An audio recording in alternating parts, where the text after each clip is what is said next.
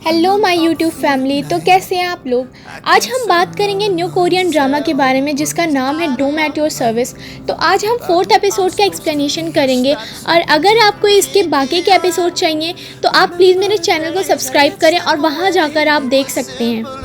तो बिना देरी किए चलिए शुरू करते हैं। कहानी की शुरुआत में दिखाया जाता है तक म्योल से कहती है कि मेरा प्लान है तुम्हें प्यार करने का ताकि मुझे कुछ ना खोना पड़े और उसकी बातों से राज़ी हो जाता है। फिर म्योल तक को किस करने को बोलता है लेकिन वो वहाँ से चली जाती है। फिर तक म्योल से कहती है कि जो तुमने आज मेरे साथ किया मैं वो हमेशा याद रखूँगी। तो म्योल उससे कहता है क्या चीज़, मैंने तुम्हें मारने की कोशिश की वो या बचाने की कोशिश की वो। तो तक इस बात का जवाब देती है कि दोनों, और ये कहकर वो वहाँ से चली जाती है। नेक्स्ट सीन में दिखाया जाता है कि तक म्योल से साथ लेटने को बोलती है। म्योल मना कर देता है और वो कहता है कि तुम मुझसे प्यार नहीं कर सकती। फिर तक म्योल से कहती है ये मेरी मजबूरी है और मुझे ये करना ही पड़ेगा। फिर म्योल तक को अपने रूम में ले जाता है और तक से बोलता है कि अब तुम रिग्रेट मत करना क्योंकि तुम अपनी मर्ज़ी से यहाँ आई हो। फिर म्योल तक से कहता है कि तुम लास्ट टाइम पे भी कितनी ब्रेव हो। फिर तक कहती है कि काश कि मैं पहले ही मर जाती। ये कहने के बाद तक सो जाती है और म्योल उसे देखता ही रहता है। तभी म्योल को गॉडेस की बात याद आ जाती है और वो वहाँ से चला जाता है। फिर जब म्योल बाहर निकलता है तो वो आसपास के लोगों की बददुआएं सुनता है। एक लड़की अपनी क्लासमेट को कोसती है कि वो फेल हो जाए। लड़के को बहुत ज़्यादा काम मिलने पर वो अपने बॉस को कोसता है। एक लड़की शादी में ना जाने के लिए भी कोसती है। ये सारी बातें सुनकर म्योल हंस रहा होता है। तभी उसके सामने से एक लड़का गुजरता है और वो उसको देखकर घूरने लगता है और वो कहता है ये देखो बिना बात के हंस रहा है। फिर म्योल उसको देखकर बोलता है कि इंसानों को किसी की ज़रूरत नहीं रहती। तभी एक लेडी आती है वहाँ पर और वो म्योल को एक पोस्टर देती है। उस पोस्टर में लिखा होता है कि जल्दी ही तबाही आने वाली है क्योंकि मैंने टूटते तारों को दिन में देखा है। और ये वही लड़की थी जो कि म्योल को पहले भी मिल चुकी थी। फिर म्योल उस लेडी से पूछता है कि क्या आप चाहती हैं कि दुनिया की तबाही हो जाए। वो लेडी म्योल से तो मना कर देती है लेकिन मन में ही सोचा करती है कि अगर मुझे दूसरा जन्म मिले तो शायद मैं ज़्यादा खुश रहूं। फिर म्योल उससे बताता है इसके बाद कोई लाइफ नहीं रहती, दुनिया में बस एक ही बार इंसान आता है फिर दोबारा वो नहीं आता। लेडी कहती है नहीं, गॉड हमें दूसरी लाइफ देंगे। म्योल जब उस लेडी से बात ही कर रहा होता है तो टीवी में दिखाया जाता है कि म्योल जिस कैदी को बचाया रहता है उसकी आज कोर्ट में सुनवाई रहती है। नेक्स्ट सीन में तक को दिखाया जाता है और तक ये बात सोचती है कि कैसे किसी के प्यार में पड़ा जाए। तभी वो अपना लैपटॉप खोलती है और वो सर्च करने लगती है जिसमें से वही आर्टिकल मिलता है जो कि चाप पढ़ रहे थे। और वो आर्टिकल और किसी ने नहीं, उसकी फ्रेंड ने लिखा था। उसके बाद तक अपनी फ्रेंड से मिलने के लिए जाती है और उससे एडवाइस भी लेने के लिए जाती है। फिर नात तक से उस लड़के का नाम पूछती है और इससे ये भी पूछती है कि तुम्हारी मीटिंग कहाँ पे हुई थी। तक नाम तो नहीं बताती लेकिन उससे ये ज़रूर बताती है कि हॉस्पिटल में उसकी मीटिंग हुई थी। फिर तक को याद आता है और वो कहती है नहीं, सबसे पहले मीटिंग मेरी फनरल में हुई थी। फिर ना तक को अपनी स्टोरी बताती है। कहती है कि स्कूल टाइम में जब वो गैलरी से गुज़र रही थी तो उसके सामने से स्कूल का सबसे फेमस लड़का भी गुज़र रहा था और उसे उसमें से बहुत प्यारी सी स्मेल आती है। जब ना पलटती है तो ली हॉन भी उसे स्माइल देकर देखता है। फिर तक कहती है कि तुम कितने अचानक से किसी के प्यार में पड़ गई, मुझे भी इस अचानक का वेट करना चाहिए। कहती है कि तुम्हें घुमाने के लिए उसे कहीं ले जाना चाहिए। फिर ना तक को एक ये भी एडवाइस देती है कि रात को सोने से पहले तुम्हें भी उसकी फ़ोटो देखनी चाहिए ताकि वो रात को उसके सपने में आए, शायद तब उससे प्यार हो जाए। फिर वो उस लड़के के बारे में पूछती है। फिर तक कहती है कि वो मैं तुम्हें 3 महीने के बाद अपने आप बता दूंगी। फिर ना उससे ये भी बताती है कि जो मेरी फर्स्ट किस हुई थी वो चाह से हुई थी। फिर तक जब ऑफिस जाती है तो सिर्फ वो चाह को ही घूरती रहती है। फिर चाह के देखने पर वो दूसरी साइड फेस कर लेती है। फिर चाह को पता चल जाता है कि तक उसे घूर रही है। तभी चाह उससे पूछता है कि क्या हुआ है, मुझसे क्या पूछना चाहती हो। फिर तक पहले तो मना कर देती है। फिर तक जैसे उससे पूछती है कि तुम्हें पता है, चाह तुरंत ही बोल देता है नहीं मुझे नहीं पता। उसके बाद चाह कहता है क्या। फिर तक उससे पूछती है क्या तुम किसी ऐसे इंसान के प्यार में पड़े हो जिसे तुम बहुत ज़्यादा हेट करते हो। चाह बोलता है हाँ, मैंने उस इंसान को किस किया जिससे मैं बहुत ज़्यादा हेट करता हूँ। मैं हेट करता था क्योंकि मुझे उसके लिए बहुत बुरा लगता था और उस पर दया भी आती थी, इसीलिए मैंने किस किया। और ताक को इस बात पर समझ में नहीं आता।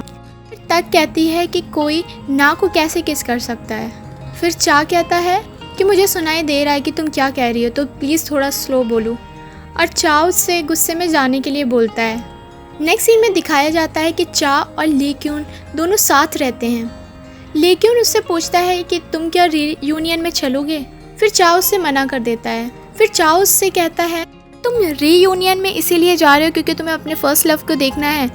ये उससे कहता है कि मुझे तो उसकी शक्ल तक भी नहीं याद, और देखो तो मुझे एक और लड़की मिली। फिर वो उसकी फ़ोटो दिखाता है। नेक्स्ट सीन में दिखाया जाता है कि तक मेट्रो में रहती है। तभी उस मेट्रो में बहुत ज़्यादा भीड़ रहती है। वो कि निकलने की वजह से उसको बहुत ज़्यादा धक्के लगने लगते हैं और वो गिरने लगती है। तभी वहाँ पर म्योल आ जाता है और उसका हाथ थाम लेता है। फिर तक उससे पूछती है कि तुम यहाँ कैसे। तो म्योल उससे कहता है कि मैं तो बस तुम्हें रिचार्ज करने के लिए आया था। फिर तक बहुत थकी हुई होती है तो म्योल उससे कहता है कि तुम मेरा हाथ पकड़ के चल सकती हो। फिर तक उससे कहते हैं कि मुझे तुम्हारे मूड का बिल्कुल भी पता नहीं चलता, कभी मेरे पास रहते हो, कभी मुझसे दूर चले जाते हो।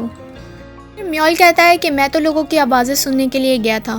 फिर वो तक से बताता है कि वो लोग बस यही सोचते रहते हैं कि सबसे ज़्यादा अट्रैक्शन से मुझे मिलनी चाहिए, लेकिन ऐसा बिल्कुल नहीं है और तुम भी इतनी इम्पोर्टेंस डिज़र्व नहीं करती।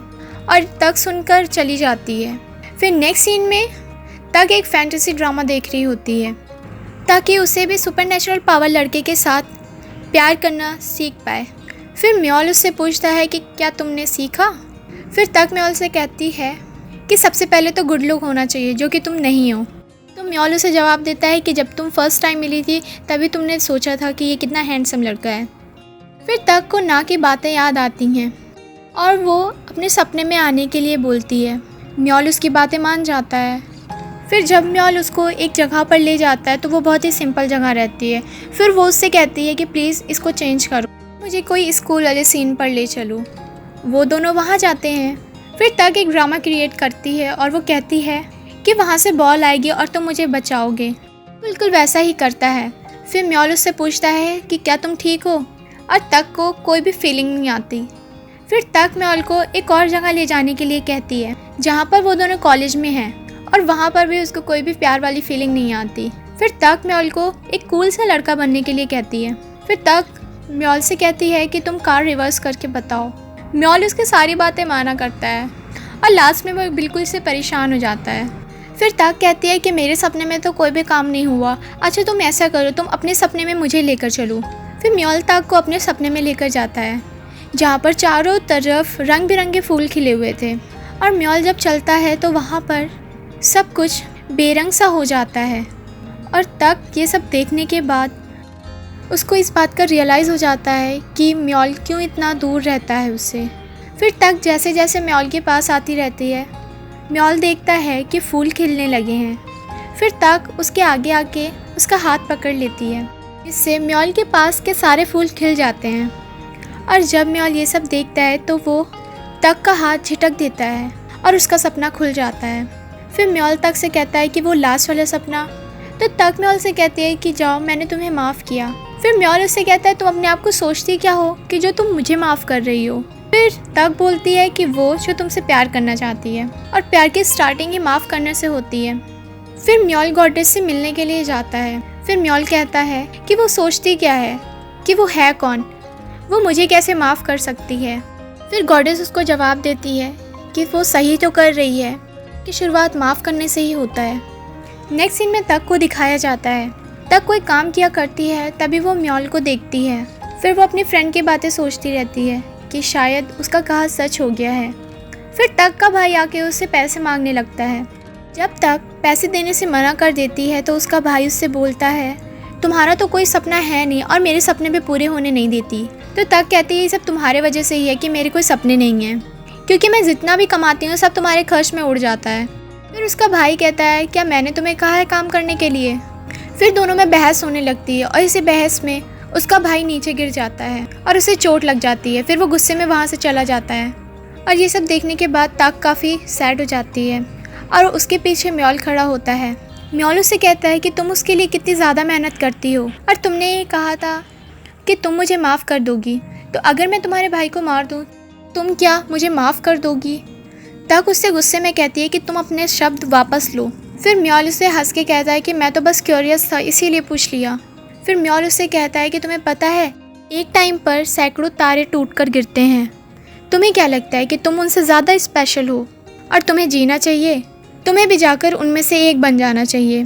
और मेरे लिए तो बस ऐसा है कि जैसे कोई नदी में कंकड़ फेंक रहा हो और तुम मेरे लिए सबसे पहला कंकड़ होगी। ताक को म्योल की बात पे बहुत ज़्यादा गुस्सा आता है। फिर वो म्योल से कहती है कि मेरी विश ये है कि तुम मर जाओ, तुम्हें भी एहसास हो कि मरने का डर कैसा होता है और तबाही से पहले क्या फील होता है। ताक ने ये बात कही ही थी कि वो किसी और जगह पे आ जाती है जहाँ पर म्योल उसे गन देता है अपने आप को मारने के लिए। जब ताक यह नहीं कर पाती तो म्योल गन लेकर अपने आप को ही शूट कर लेता है, बट उसे कुछ भी नहीं होता। और जब उसी गन से वो सारे पक्षियों को मारता है तो वो मर जाते हैं। फिर म्योल कहता है कि देखो, मैंने तुम्हारी विश पूरी करने की कोशिश की लेकिन नहीं हुई, क्योंकि मैं मर नहीं सकता, और अगर मैं खुद को मार पाता तो मैं बहुत जल्दी ही ये काम कर सकता था। फिर तक उससे कहती है कि अगर मैं तुम्हें मार नहीं सकती तो मैं तुम्हें सैड तो फील करा सकती हूँ। म्योल कहता है अच्छा तो ये भी करके देख लो, और अगर मैंने तुम्हारा हाथ नहीं पकड़ा तो तुम मुझे ही तड़पते हुए दिखोगी। और ये सब बोल के म्योल वहाँ से चला जाता है और तक का सपना यहाँ से टूट जाता है। फिर तक ये बात सोचती है कि जैसे उसकी लाइफ चल रही है वो वैसे ही चलने देगी। म्योल जहाँ जहाँ से निकलता है वहाँ तबाही होने लगती है। कहीं एक्सीडेंट हो जाता है, कहीं कुछ हो जाता है। म्योल कोर्ट भी जाता है क्योंकि वहाँ उस कैदी की सुनवाई होने वाली होती है और जज ये फैसला करता है कि वो कैदी पूरी उम्र सज़ा काटेगा। और तभी वो कैदी म्योल को वहाँ पर देखता है और वो उससे मौत की भीख मांगने लगता है और उसे सॉरी भी बोलता है, लेकिन म्योल ऐसा कुछ नहीं करता और वो सिर्फ वहाँ पर देखकर स्माइल किया करता है। नेक्स्ट सीन में दिखाया जाता है कि तक के भाई का एक्सीडेंट हो जाता है और तक का फ़ोन आता है। तक बहुत ज़्यादा टेंशन में होती है और वो टैक्सी लेने के लिए जाती है। तभी एक फ्लैशबैक दिखाया जाता है कि जब वो छोटी थी तो हॉस्पिटल से कॉल आया था कि तुम्हारे मम्मी पापा का एक्सीडेंट हो गया है और घर पे कोई और बड़ा हो तो प्लीज़ उसको फ़ोन दीजिए। फिर तक का प्रेजेंट दिखाया जाता है। फिर जब वो हॉस्पिटल पहुंचती है तो वो देखती है कि उसके भाई को बहुत ही कम चोट लगी होती है। तक के भाई ने एक आइडिया सोचा होता है कि वो चोट के बहाने बहुत ढेर सारे पैसे उससे लेगा। फिर नेक्स्ट सीन में दिखाया जाता है कि वो कैदी पुलिस को मारने लगता है और इस चक्कर में उसका सर दीवार पर लगता है और वो बेहोश होकर गिर जाता है। नेक्स्ट सीन में डॉक्टर को दिखाया जाता है। वो देख रहा होता है कि एक डॉक्टर बिल्डिंग के बॉर्डर पर बैठा होता है और वो सोचने लगता है कि शायद वो कूदने जा रहा है क्योंकि वो किसी पेशेंट को नहीं बचा पाया। फिर डॉक्टर उसको समझाने लगता है कि तुम प्लीज़ नीचे आ जाओ। फिर म्योल उससे कहता है ठीक है मैं नीचे आ रहा हूँ, और वो वहाँ से जंप कर देता है। और डॉक्टर जब वहाँ से झाँक कर देखता है तो नीचे कोई नहीं रहता, बट वहाँ पर उसकी सिगरेट पड़ी होती है। फिर डॉक्टर देखता है कि तक भागकर हॉस्पिटल की तरफ ही आ रही है। तक जब वहाँ पहुँचती है तो वो अपने भाई की बातें सुन लेती है और उसको उसके प्लान का पता चल जाता है। तभी तक ये सुनकर वहाँ से चली जाती है। उसका भाई भी उसके पीछे पीछे जाने लगता है। डॉक्टर तक से तो नहीं मिल पाता, उसे पता चल जाता है कि ये उसका भाई है। दूसरी तरफ उस क्रिमिनल को भी लेकर आया जाता है हॉस्पिटल में। वो क्रिमिनल बेहोश नहीं हुआ था। तभी वो पास में रखे चाकू को उठा लेता है। तक जब बाहर आती है तो उसे म्योल मिलता है। तक उससे पूछती है कि तुम मुझे फॉलो कर रहे हो क्या? म्योल कहता है नहीं, मैं बहुत ज़्यादा बिजी रहता हूँ। तभी वो एम्बुलेंस वहाँ पर आ जाती है जिसमें वो क्रिमिनल रहता है और वो क्रिमिनल म्योल को देख लेता है और वो एक पुलिस पर हमला कर देता है और चाकू लेकर म्योल की तरफ आने लगता है। ताक जब देखती है तो वो म्योल के सामने आ जाती है। वो चाकू मार देता है। दूसरी तरफ डॉक्टर उसके भाई को बता देता है कि 3 महीने में तुम्हारी बहन मरने वाली है और वो बहुत ज़्यादा रोने लगता है। दूसरी तरफ ताक देखती है कि बहुत ज़्यादा खून गिर रहा है और वो खून म्योल का रहता है जिसने चाकू थाम लिया था। तभी उसके हाथ से खून निकलना शुरू हो जाता है। फिर म्योल उस क्रिमिनल को बहुत तेज़ी से धक्का दे देता है और वो नीचे जाकर गिरता है। और म्योल ताक से कहता है कि तुम पीछे मत देखना। और म्योल उस क्रिमिनल से कहता है कि जो तबाही मैंने ली थी वो मैं आज वापस ले रहा हूँ। और तभी क्रिमिनल अपने हाथों से ही चाकू मार लेता है खुद को और वह वहीं मर जाता है। और यहीं पर एपिसोड 4 खत्म हो जाता है। I can't turn down the noise, say all the words out of my mind about who I'm supposed to be. I start to believe I can't get it right. Remember the days I let slip away, they were simpler times. Mama told me before.